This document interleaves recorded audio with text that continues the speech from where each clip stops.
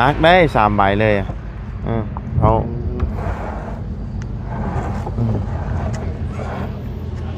สองบ่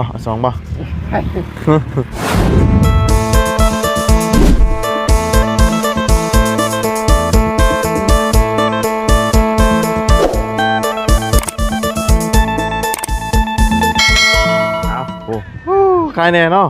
เบาทิ้งบ่ได้ไปเฮ็ดเวียกกับอาทั้งบ่ไปอยู่บ่พักเที่ยงบ่เอายังเอาเวียกพักในข่าวบ่พักเที่ยงเนาะจังหน่อยแล้วนี่เนาะพอดีแล้วนี่มาทันเวลาพอดีพี่น้องเลยเนาะพอดีไปแกนี่ให้ทั้งลุงหนวดแกวงกบบานประตูพี่น้องเลยเนาะไปเบิด2บ่ทิ้งกันไปบ่เอาเนาะนี่แหละพี่น้องเลยมื้อนี้ก็แกมาให้จัดแบบครบสมบูรณ์เลยพี่น้องเลยเนาะนี่พี่น้องเลยเนาะสบายดีเด้อพี่น้องเลยเนาะพบเจอกันมื้อนี้ก็โอ้ยเนาะบรรยากาศสิบ่มีเสียงกบเสียงอีหยังอ่อนๆแอดๆแน่มื้อนี้เนาะสร้างเพิ่นบ่มามื้อนี้เพราะว่าไปขึ้นเฮือนขึ้นศาลแล้วเพิ่นก็น่าจะไปเฮือนแม่น้องเอิงเนาะไปเตรียมกบไม้กบตอกกันได้พี่น้องเลยเนาะไปทางนั้นน้ำแน่เนาะ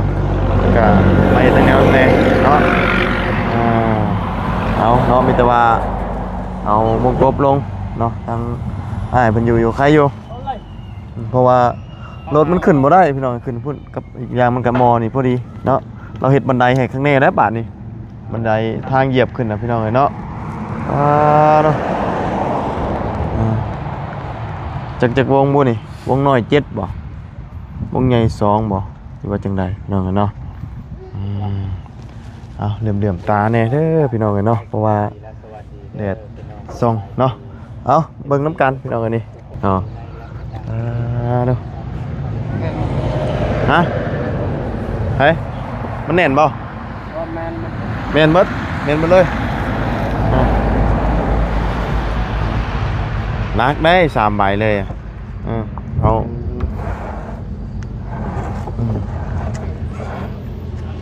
สองบ่นักได้นี่พี่น้องใหม่ดิบได้เนาะรถนี่กะล่างคันเดียวพี่น้องเลยเนาะกี่ตมนี่ผลิตพี่น้องแล่นจนชิบออกเลยเพราะว่ามันติดกันว่าล้อแม็กมันนี่ไปล่างจากแสนเศร้าเป็นอย่างไรแสน4 แสน 5ผู้เดียวนี่กี่ตมมันหลายเพิ่นว่าเนาะเอาจับมาสีทะเลาะไปเลยรถกันนะบุ่มเพไปเลยพี่น้องเลยใบซองหน้าให้เลยนี่เนาะซองหน้าบ่โอ้ขักเลยใส่ข้างไหนก็ได้เนาะแม่นเนาะซองหน้านี่ข้างแมนข้างไหนก็ได้เบิดแมนข้างต่างกันดิโอ้แพงเลยซองหน้าเนาะ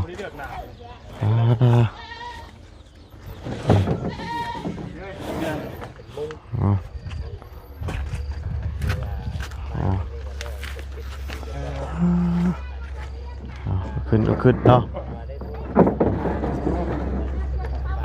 สบายดีเนาะเงียบเงาแน่มาดินาอะไรก็ได้ป่ะบุญเลยเนาะคักข้างนอกข้างในได้ปั๊บงามไม่แค้นเนาะเอาเจอจังหน่อยเดี๋ยวจะขึ้นไปหาทั้งล่างเพื่อนเนาะเอาอันน่ะวงกบลงเบิดก่อนฝนก็ขึ้นมาเลยพี่น้องเลยบ่ายโมงหน่อยจังหน่อยก็ไปดิเฮาคือบ่ถือข้าวกินอยู่พุ่นเลยเฮาคือบ่ถือข้าวไปกินอยู่ห้องงานเลยเรากินข้าวอยู่ห้องงานฮะกินข้าวอยู่ห้องงานกินที่ห้องงานแต่ว่าเฮามาพักเที่ยงอยู่พี่บ่จังหน่อยก็ไปเฮ้ยมันจะบ่ายช่องนี่ได้นี่นะ2 โมงว่าไปนะเขาเข้าจังมุ้งพักจังมุ้งนี่นะ6 โมงจับเขา6 โมงเช้าเข้า6 โมงเช้าเลิก6 โมงแรงเลิก6 โมงแรง พักกินเที่ยงนี่11 โมงครึ่ง อืม รวมเป็น10 ชั่วโมงประมาณไหน19ประมาณนั้น อืมอะไรเป็นชั่วโมง10 พัน ไล่เป็นชั่วโมง 10,000ชั่วโมง 10,000 กีบ เฮ็ดฮอด10 ชั่วโมง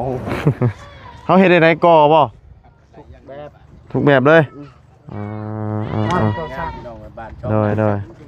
านต้องหนาที่นี่ อันนั้นเขาห้องมาสิเอาลงแล้วทิ่มลงก็ได้ห้องอันนี้มาซื้อไว้มันต่ำกระจกสิเหรอ ดีแต่ว่าได้เพิ่นอยู่ทั้งสองเนาะ เอ้าว่า ท่านน่ะพอให้ จนพอแห้งแบกนี่เอา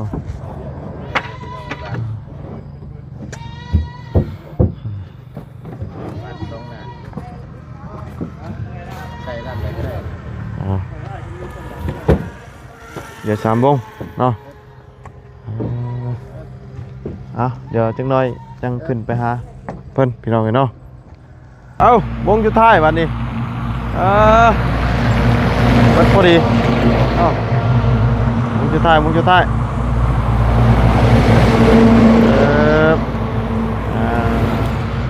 เอานี่ข้างยางกันเป็นขันบันไดเลยนี่สบายอยู่หรอกมานี่นี่ยางจึกขึ้นนี่โอ้ได้บัดนี้เนาะครับโอ้เฮ้ยเนาะคือเก่าเนาะแม่เราก็ไปเลี้ยงงัวคือเก่าใครแน่คมแน่บาดนี้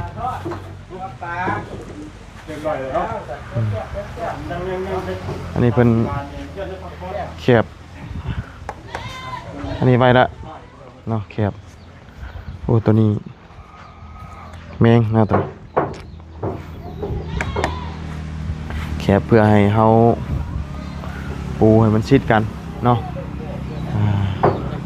เขาบริใส่แบบดัดเอาแล้วตัวนี้มีแต่ว่าปูชิดกันแล้วก็ดัดหนีบเข้าเนาะคมแล้วบาดนี้โอ้นี่หนีง่ายตลอดเนาะตัวนี้เนาะ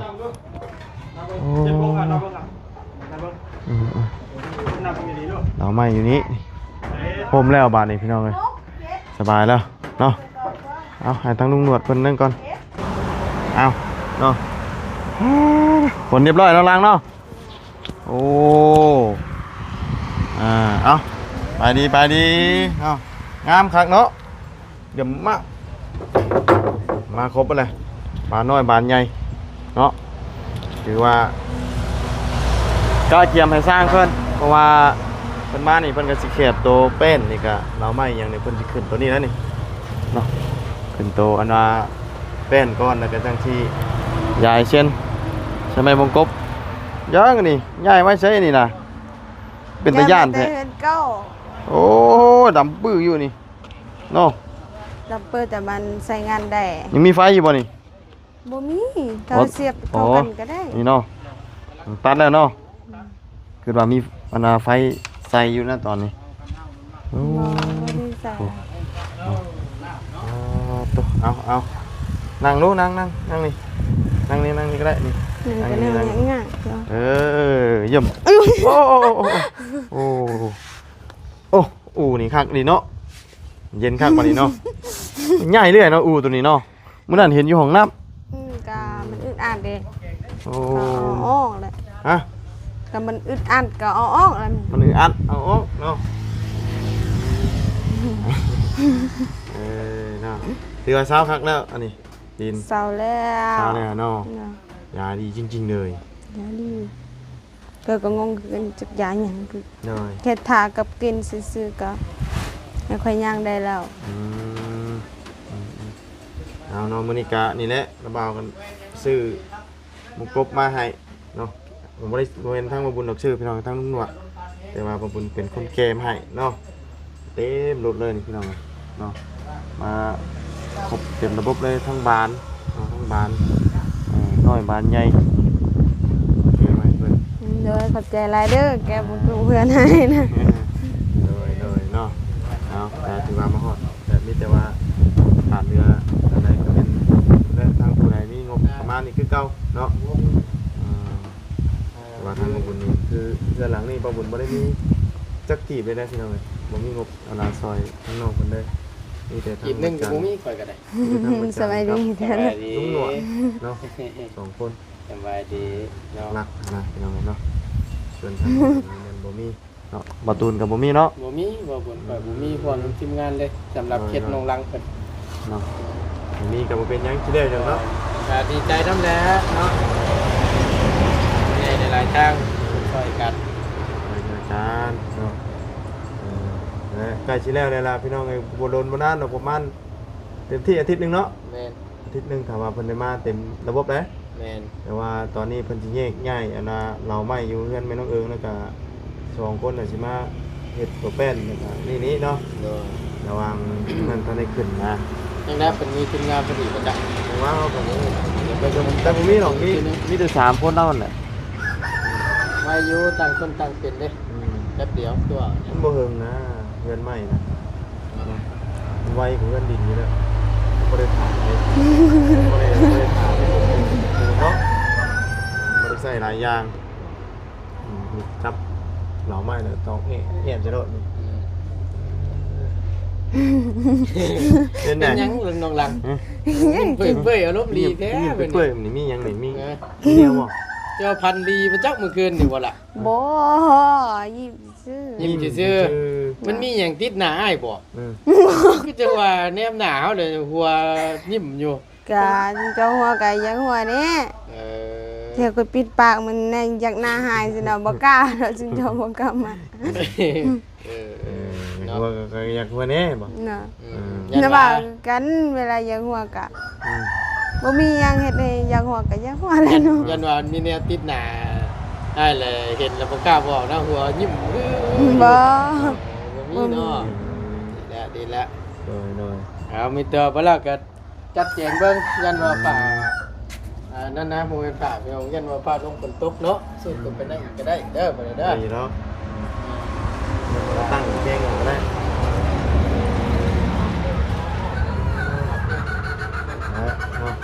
เด็กคือเก่าไปเรียนงัวเนาะ เนาะ อาจจะไปเฮ็ดเวียกกันเด้ เนาะ ไปแล้วอาทั้งเนาะโอ้รถมาจากไทยเลยนี่แล่นนี่โอ้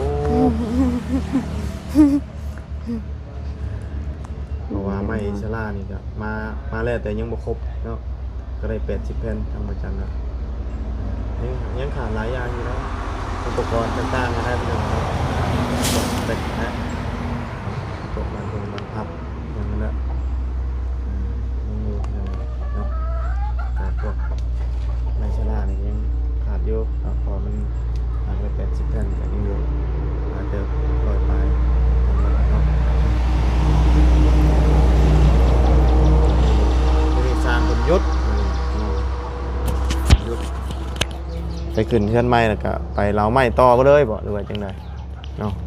เราเพิ่นกับฮู้คือกันว่าเพิ่นหยุดเลยบ่มื้อนี้ หยุด บางเทื่อเพิ่นอาจจะหยุดเลยเนาะกินข้าวแล้วบ่มื้อนี้ นี่ กินกับมี เคยยัง ฮะ เคยยังบ่ได้กิน คือบ่กิน ก็ยังบ่อยากเลย ยังบ่อยากอยู่ ค่ะ บ่อยากข้าวโอ้ขบวนมาจากไทยอีกครั้งเลยพี่น้องเอ้ยรถจักรนี่มาจากไทยมาไปเที่ยวเวียดนามนี่ช่วงนี้ก็มีแต่แม่เนาะไปเลี้ยงงัวผู้เดียวเนาะ อ่า พุ่นละเท่าเพื่อนสำเร็จเสร็จสิ้นพุ่นละเจ้าก็จึงได้ไปเลี้ยงงัวคือเก่า อืม เป็นสาวเลี้ยงงัวหาหน่อไม้คือเก่าไปเลยเนาะตอนนี้ระหวังอยู่ดำเนินการก็คือน้องเพิ่นอยู่ก่อนพี่น้องเลยเนาะชีวิตประจำวันก็คือยังบ่ได้ไปเลี้ยงงัวช่วงนี้หน่อไม้ก็บ่ได้ค่อยไปหาบ่เลย เนี่ย ตอนเช้าก็บ่ได้ค่อยไปหาหน่อไม้บ่ เศร้าแล้วบ่ ฮะ บ่ได้ไป เพราะว่าน้ำใหม่เพิ่นบ่ได้สั่งนี่ก็เพิ่นสั่งเฮาจึงหา หน่อไม้ปอกต้องถ่ายเพิ่นสั่งอย่างเดียว ทางอย่างเดียว อืม น้ำใหม่ปอกนี่เขาหากลางคืนเนาะ โดยก็ว่าเขาเพิ่นบ่สั่งก็บ่ได้ไปเนาะ นะ นั่นแหละแต่ว่ารอเพิ่นสั่งมื้อใดนั่นน่ะเฮาจังไปเนาะ นับหูยบ่มีจักใบนี่ 14 ตัวไหน14 14จัก14แม่นแล้ว ฮะ ตัวนี้ตัวค่อยหน้า อันนี้บ่ตัวนั้นเด้ ตัวนั้น7 7 8 9เนาะ9วงพอดี9วงห้องนี่เพิ่นเฮ็ดจักห้องเดียวบ่ จักแลเพิ่นว่าอันนั้น2ห้องก็แปลว่าห้องเดียวแหละ ฮะ แปลว่าห้องเดียว ห้องเดียวเฉพาะห้องนอนเจ้าบ่ จะเบิ่งไหม ฮะ อันประตูนี่ก็มีอันนี่ก็มีแปลว่ามีห้องเดียวแหละ แต่ว่ามีห้องเดียวบ่ นะ อืมเพราะว่าสิเฮ็ดเข้าอันน่ะ นี่เป็นประตูหนึง ประตูนึงนี่ ส่วนวันนี้ก็เป็นประตูหนึง แล้วก็เข้าไปนี้โล่งเนาะเดี๋ยวนี้เนาะปล่อยโล่งคือว่าล่ะถ้าสิกั้นยิ่งกั้นห้องหลายมันยิ่งแคบ น้อย มันยิ่งน้อย เพราะว่าญาติพงมาแล้วคือแบบว่าเฮ็ดห้องหลายแท้ มันสิน้อยยังน้อยหลายเนาะ ถ้าเฮ็ดองค์เดียวก็ค่อยจะเฮ็ดมันนิดหน่อยก็เป็นไง มันน้อยโพดอันนี้คือว่าอะไรพี่น้องเฮากั้นหลายห้องก็มันน้อยเนาะ มันก็จะเฮ็ดคันนี้ซื่อ ราคานี้บ่ ๆนะ ราคานี้น้อยบ่ นะ อืม มันต้องเอาหลายเด้อโตก็พอเดียวนอน ได้เอามืดครึ้มฟ้าครึ้มฝนมาอีกแล้วเด้อพี่น้องเนาะฝนฟ้าอากาศเนาะมืดมาอีกแล้วพี่น้องเอ้ย ต้องแดด ต้องแดดอยู่แล้ว ได้มันบ่แดดได้นี่มันมืดมาแล้วแต่ว่ายังบ่ทันตกพี่น้องบางช่วงก็ตกบางช่วงยังบ่ทันตกเนาะคือว่านั่นอยู่ทางบ่าวจันทร์ก็มาเพิ่งมาแล้วเนาะบ่าวจันทร์ก็มาเพิ่งมาแล้วบ่มื้อนี้ มาก่อนแล้ว พอดีไปขึ้นที่ชั้นของปั๊บแล้วก็เป็นไปหาซื้อนี่เลยเพื่อเอาซื้อแล้วเพื่อเอาขึ้นรถก็ไปเชลงมาพี่น้องตอนนี้ก็เกือบบ่าย2พอดีผ่านตกแล้วโอ้ตั้งแต่มุ่งนี่ยังฝนยังไม่ได้ตกแบบเพลงเถื่อนเลยเนาะ น่ะ ยังไม่ได้ลองหลังคาอยู่ได้ว่ามันจิมัวปุ้งมัวเนาะต้องตกลองนี่ตกวันนี้ก็สบายแล้วเจ้าบัดนี้นอนยิ้มอยู่บัดนี้นอนยิงแขวก็ได้เอามันฝนบ่ตกมันแม่นฝนตกกับมันบ่หัวใส่หัวเด้เนาะแต่เก่าฝนตกเลยจะนั่งกอดเข้าให้อยู่เนาะวันนี้น่ะฝนตกกันนั่งยิ้มเฉยบัดนี้ตกมาแฮงเด้อสิได้นอนครับ คือการเลี้ยงวัว ฮะ บ่เกิดบ่อันฝนตกมันก็บ่สะดวกเด้ ฮะบ่สะดวก น่ะ บ่สะดวกนำตัวใด ก็บ่สะดวกเพราะว่ามันเปียกเด้ เรียกตัวเรียงม่วนบ่ มันตกก็บ่คือเก่าแล้วข่อยว่าเลี้ยงวัวเด้แต่ข่อยบ่อยากให้มันตกล่ะ จังน้อยมันก็เบิดแล้วฝนเมืองเนาะเพราะว่ามันก็เดือน8จังได๋ก็เดือน9ล่ะ10 11 12ฮะแป๊บเดียวสิเบิดปีอีกแล้วพี่น้องเนาะยังบ่ทันได้ไปฮอดสายอยู่ปีหนึงหาเงินบ่ได้ฮอดอันน่ะ10ล้านซับเนาะบ่มีเงินเก็บเดี๋ยวนี้นะหาเงินเก็บปีละ10ล้านก็ยังบ่ได้ ก็อายเขาเด้ถ้าว่าสิได้มื้อใดสิเงินเดือนสิออกยังบ่ออกจักเทื่อ อาจจะไปเฮ็ดเวียกเงินยังบ่ทันออกบ่ ยังบ่ทันได้ออก ฮันตกเลยดิอ้าวลองหลังคาแล้วบาดนี้พี่น้องเอ้ยเนาะลองหลังคาใหม่ละน้องเอ้ยเนาะแต่ว่ามันต้องเฮงกว่านี้ตอนนี้ยังบ่ทันเฮงปานใดเนาะเฮงกว่านี้มันสิบ่มลงมาโอ้ ซึ่งนี่ก็พอแล้วเพราะว่าแม่ก็บ่ได้ดึงกระห่มนะ แม่มาดาวห่มมาบ่ ก็หนาวแหละ อันนี้เฮงเติบนี่เนาะอันนี้สองหน้างามๆเลยพี่น้องเอ้ยเนาะหน้าอะไรก็ได้ยังเหลืออีกพวกสีพวกหยังอีกได้หนิเนาะสีท่าบานพับลูกติงเนาะโอ้ฝนพระมาเลยโอ้ยเนาะฝนพระช่ำบาท โทรศัพท์ไป โอ้ยพระยับมันคือฟ้า โอ้เปียกเนาะมันสาดเข้ามาทางนี้พี่น้องเลย มันพาดทางนี้อ๋อ นี่ได้เสียเนาะลมมันตีเข้ามาเนี่ย อืม บ่ดอกหน่อยเดียวจะหน่อยก็อยู่ คุณพระนั่นแหละเนาะพระจังไรมันก็เปียกอยู่แล้วคนนี่มันพระนี่ครับ อยู่ดีๆจะหน่อยก็ฮักไป มา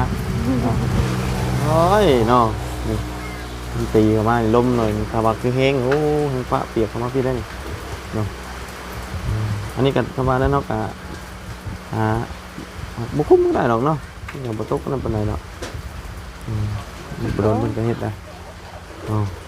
แต่ว่าทั้งที่ดีก็คุ้มไว้นะแต่ว่าเพราะว่าเวลาเป็น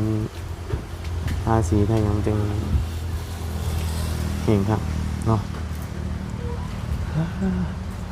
ปลาฉันเนาะมีแต่ว่าระบาวกระชิดไปต่อกันเด้อพ่อกันใหม่เฮาเนาะเจอกันใหม่อีกครั้งหนึ่งตอนนี้ไปก่อนไปสบายดีละเอาบุกกบมาให้แล้วเนาะหาสอนปูสอนปลาได้จังหน่อยตกมาเลย เคยไปหาแล้วที่เสา บ่ได้บ่ไปหาพี่แจ๊ ก็ไปปุ๊บ บ่ได้ เดียว บ่ปลายัง เขาก็ได้เป็นป้า ปลาอย่าง เราเพิ่งพูดไปแล้ว หมูภาษาลาว จะว่าก็ต้องจำพิซซ่อนแล้วแหละ บ่ปลาสาวพี่น้องเนาะจังไรก็พบเจอกันใหม่เด้อพี่น้องเนาะถือว่าซื้อมาครบแล้วเฉพาะหมูกบกับบานเนาะครบไปแล้วยังเหลือแต่แนวอื่นบานนี้เป็นอย่างๆไปไม่ชะลากะมาแต่ยังบ่ทันครบเนาะยังอุปกรณ์เล็กๆน้อยๆบานนี้เนาะก็ยังสิขาดหลายอยู่ดอกอันสิ่งที่แนวบ่ได้นะพี่น้องเอ้ยอยู่ดีมีเฮงบ่จุบูทุกคนเด้อพี่น้องเบิ่งเลยป่ะฝนตกมาพระเปียกหน่อยนึงสบายดี